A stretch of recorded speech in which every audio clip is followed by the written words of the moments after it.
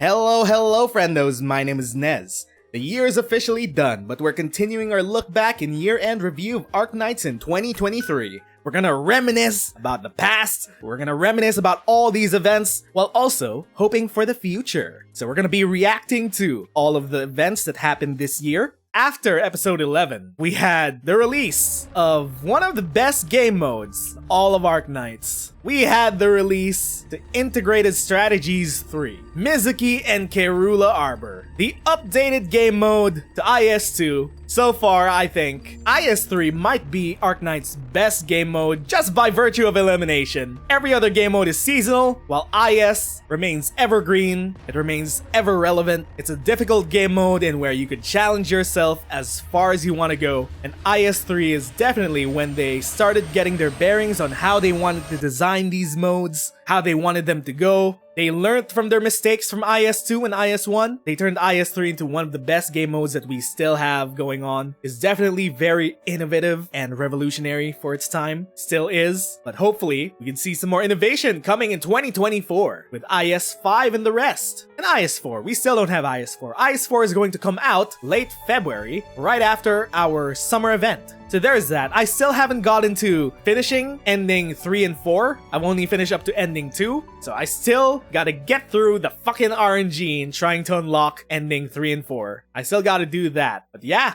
IS3. Still one of the best game modes in all of Arknights. But after IS3, it was time. It was time for the limited event. This was our introduction to one of the strongest operators in all of Arknights. The altar to end all altars. The woman who changed Arknights from a tower defense game to a tower offense game. The woman who power crept Phantom, one of the original 6 stars in Arknights.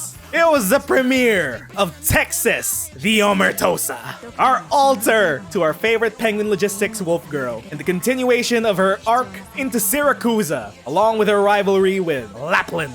The event Il Siracusano, game-changing for Arknights as a whole, not because Vigil has remained useless all throughout his lifetime. What was Hypergriff ever thinking with him?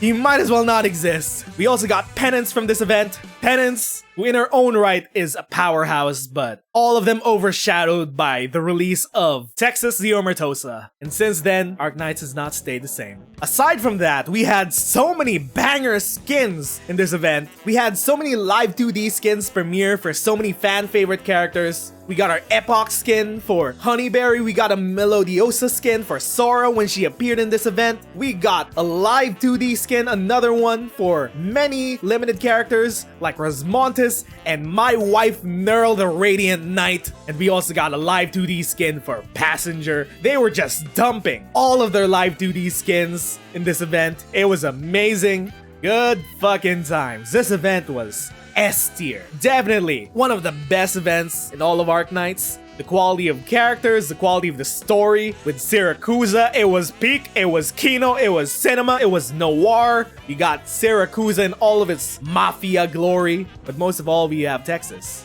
And least of all, we have Vigil. Unfortunate, but it is what it is. That was fun. That whole event was fun. Unfortunately, we weren't making content for Arknights since then. We started later on in the year. Yeah, Il Siracusa, definitely an event to remember.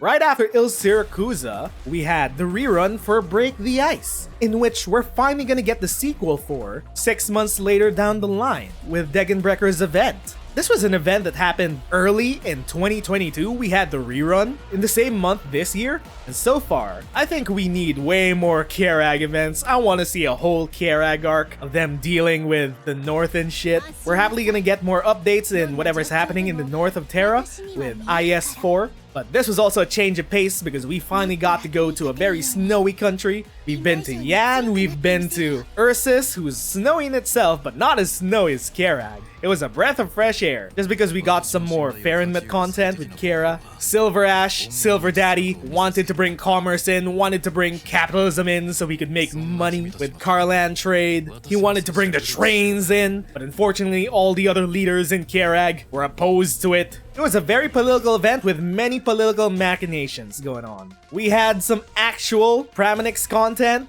It's very nice whenever we get to see the Silver Ash siblings all interact, even though if some of them hate each other.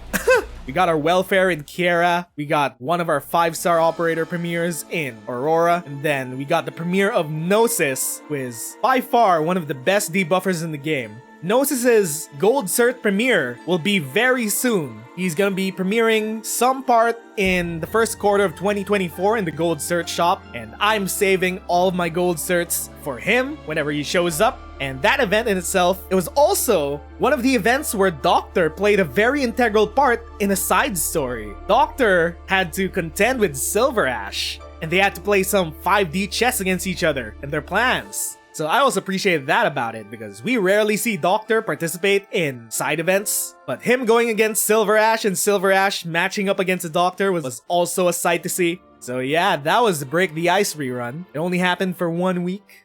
So after the Break the Ice event, we finally had CC11. Was it CC11? CC11.